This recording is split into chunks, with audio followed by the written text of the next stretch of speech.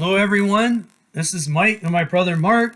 Hello. Hello again. We're going to continue our talks. We are almost done. It's been an amazing ride. I've really been getting a tremendous blessing. I've learned a lot, and I hope you guys are as well. I'm learning a lot of Hebrew. I'm learning a lot about our heritage. It's actually exciting to know how many places in Europe, and mostly Europe, and well, quite frankly, around the world, even in Africa and other places where you might think the tribes maybe weren't. It's very interesting, and how it all ties together in prophecy. All the tribes of Israel, all 12 tribes, have their own prophecy regarding them, and this gives us an idea who they are now and today. And the name, like a lot of it has to do. We have to get into some of the terms to so that we can understand better. A lot of this is Hebrew stuff, and to learn a little bit of Hebrew and a little bit of how that's similar, because all of our language, the English-speaking Germanic languages, Scandinavian languages, all of these, and most European language, a lot of the good portion of the European languages derive from the Middle East and the Hebrew and the Phoenician and Greek languages. So it's not a surprise. It's quite easy to see where we got our alphabet and our actual language. And, they're similar to each other, and we need to see this linguistically. And then that gives us an idea of who these people are. And this is going to really help when we're talking about the tribe of Zebulun. And, this is still a bit of a joke. When he talked about them being the Zebulun Goy, I thought maybe he was talking Japanese. Because I don't have any understanding or knowledge of Hebrew. So this is why we want to explain it. I just like to express again the desire that this talk is purely for people knowing who they are, and we want this to bring all the tribes and all the people together, because this is also a prophecy that all of us will be gathered to Christ unto Shiloh, the gathering. It is time for that to occur. It's time for the prophecy of the two sticks. There's a prophecy made long ago where the Israelite tribes that were split would at one point again be reunited.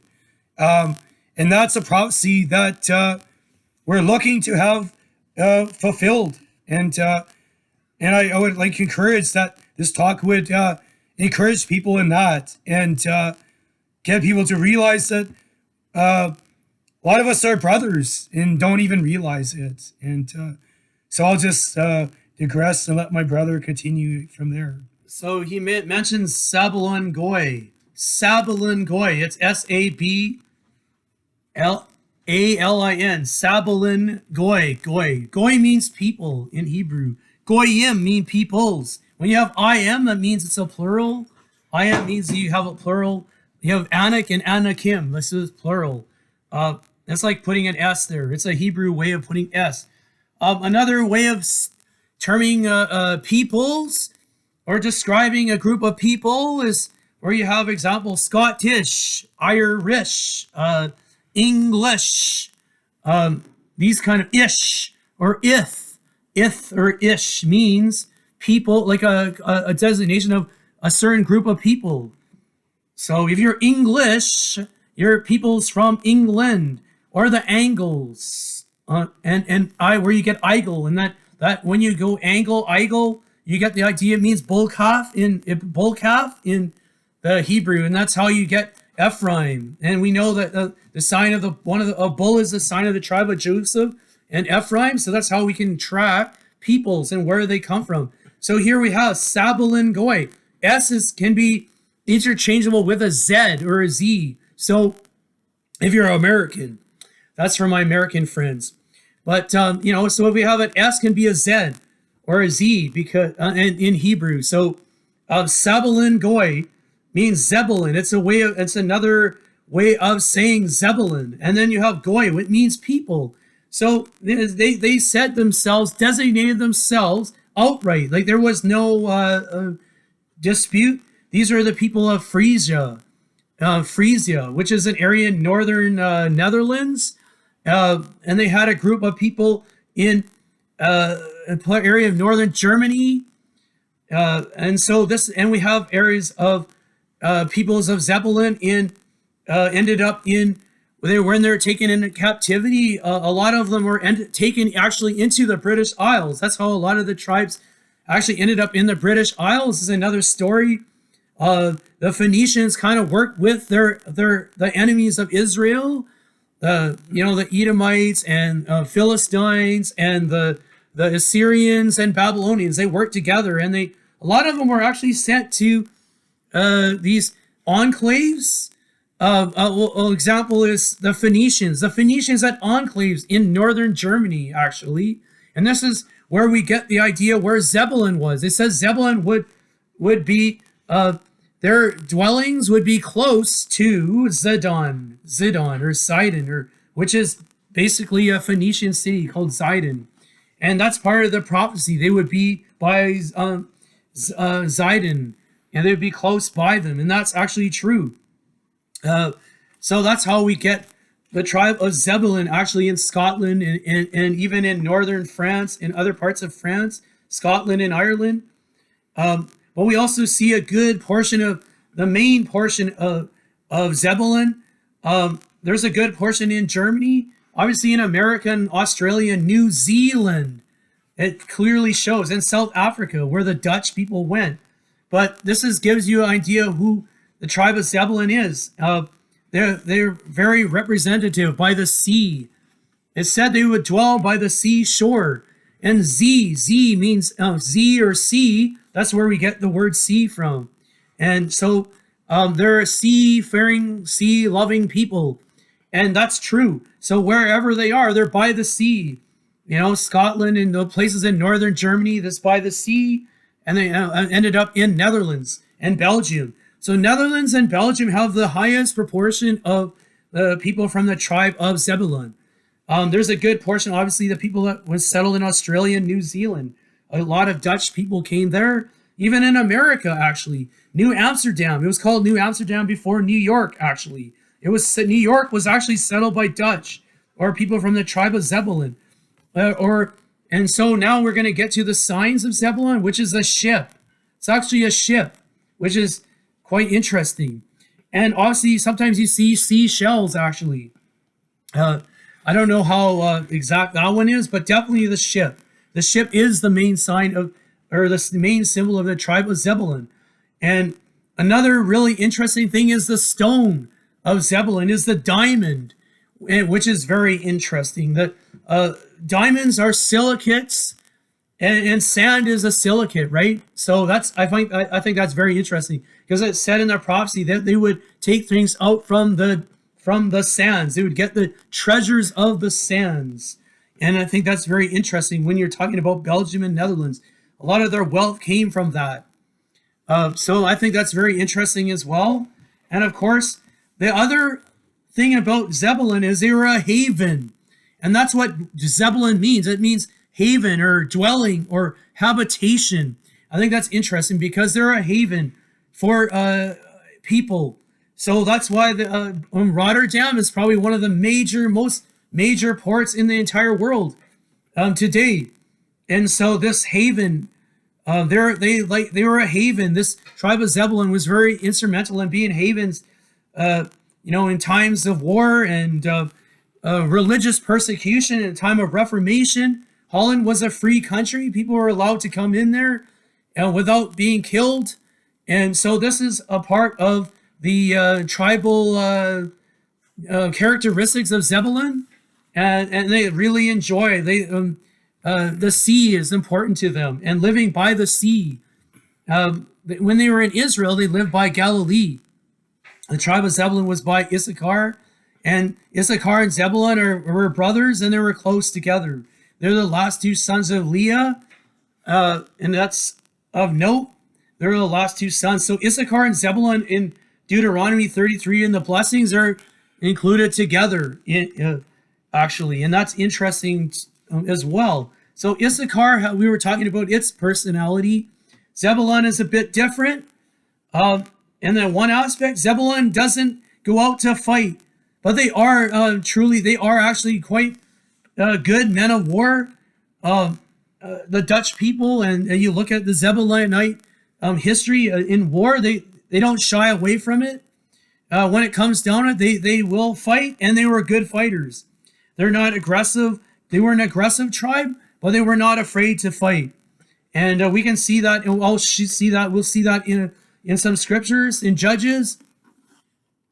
But I want to go over. I just gave you a brief intro to the tribe of Zebulun, so we know where tribe of Zebulun is. So the Dutch were seafaring people, and they're known for their ships. They had very good ships. And even the British took their ideas from the men of war, from the Dutch. That's a fact. The Dutch made very good ships, and they were known for that, and their seafaring nature. So that's why we have the tribe of Zebulun all over the four corners of the earth. They got around, and they liked to trade as well, like the other tribes that were seafaring. So I think that's important to note. So it gives you an idea of the characteristics and where the tribe of Zebulun was. So the sea. So they dwelt by the sea. So we're going to go to Genesis 30, verse 20, where we get the name Zebulun. And so we have an idea that means haven or dwelling. And Leah said, God endued me with a good dowry. Now will my husband dwell with me, because I have borne him 6 sons. And she called his name Zebulun. And afterwards she bare a daughter and called her name Dinah. So she actually bore 7 children here, at that time.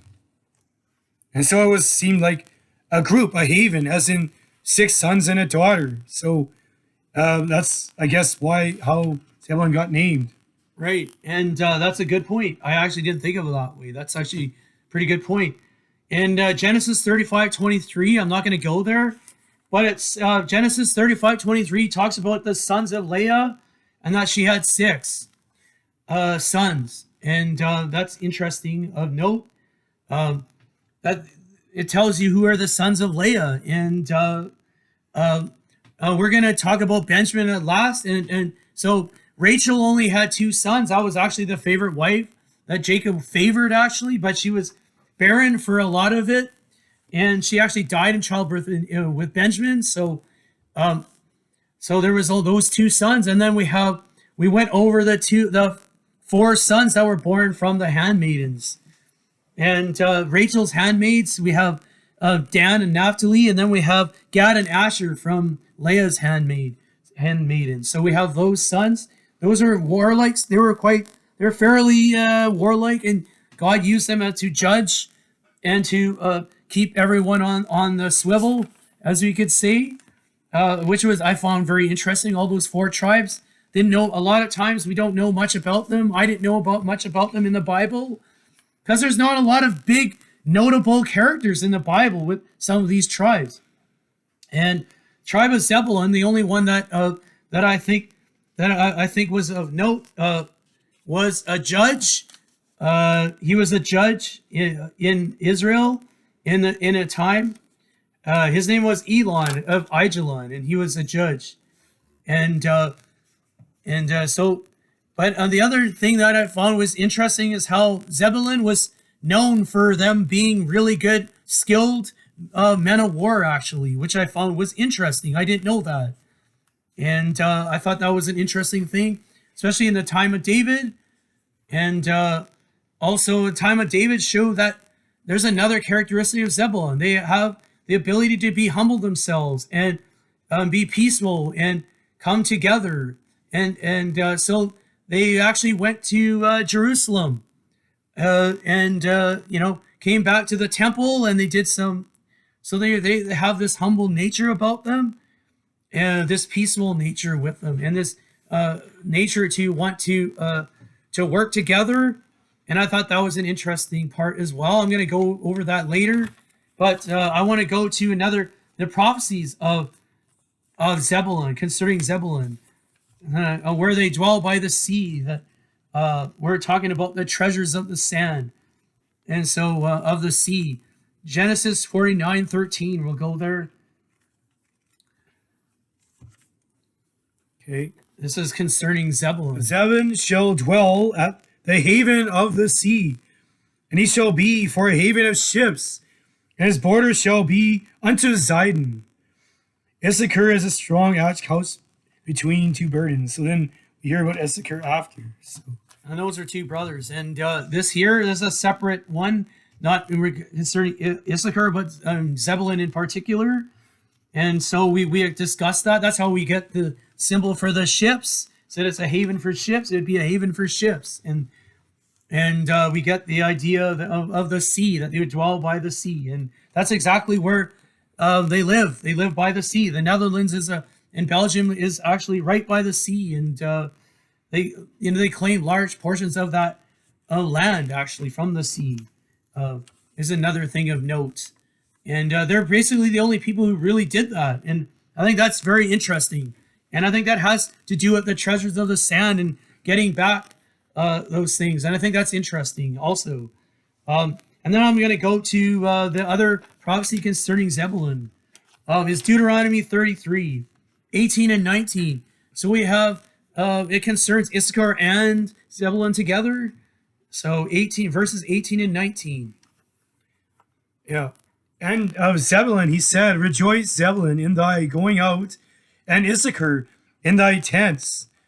They shall call the people unto the mountain, and there shall offer sacrifice of righteousness, for they shall suck of the abundance of the seas, and of the treasures hid in the sand. So there you go.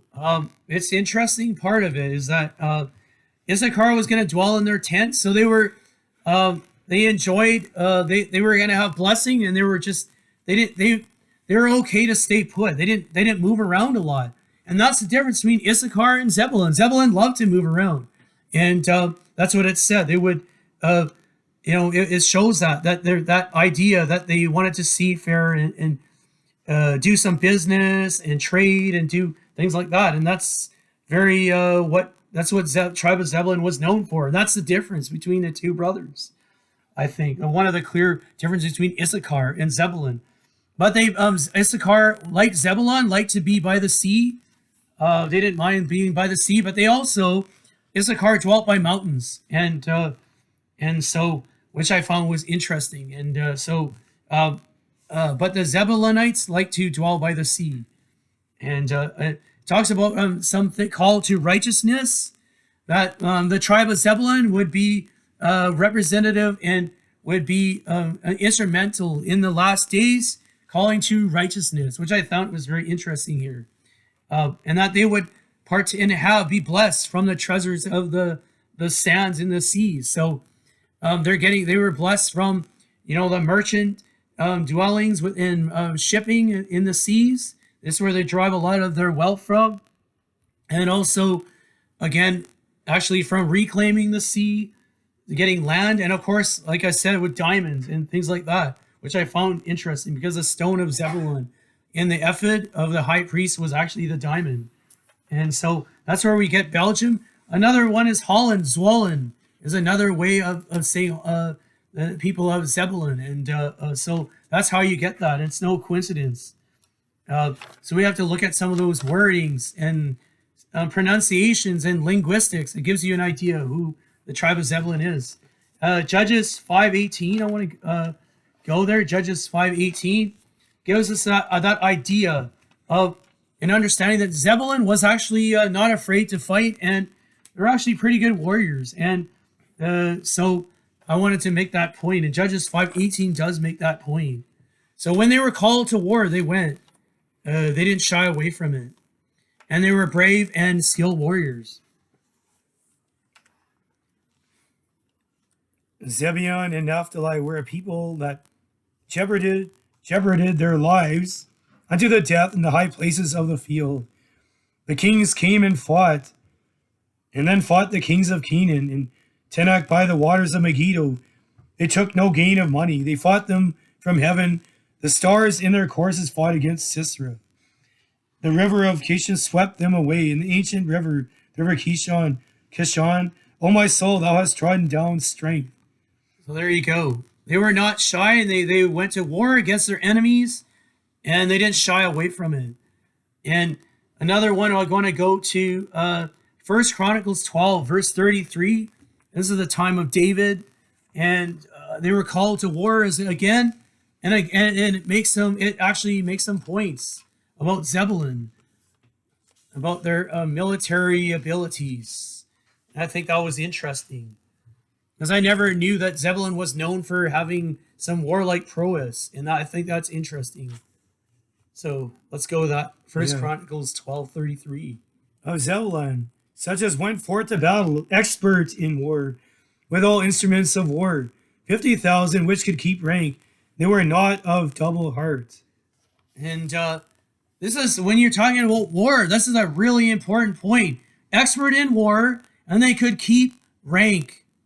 So in other words, they didn't run away or cower when the battle was the heat of battle. And two, they were not double-minded. They didn't say, "Oh, maybe I should fight. Maybe I should run away. Maybe I should stay. Maybe I should fight." Or no, they knew what they had to do, and they got down and did it.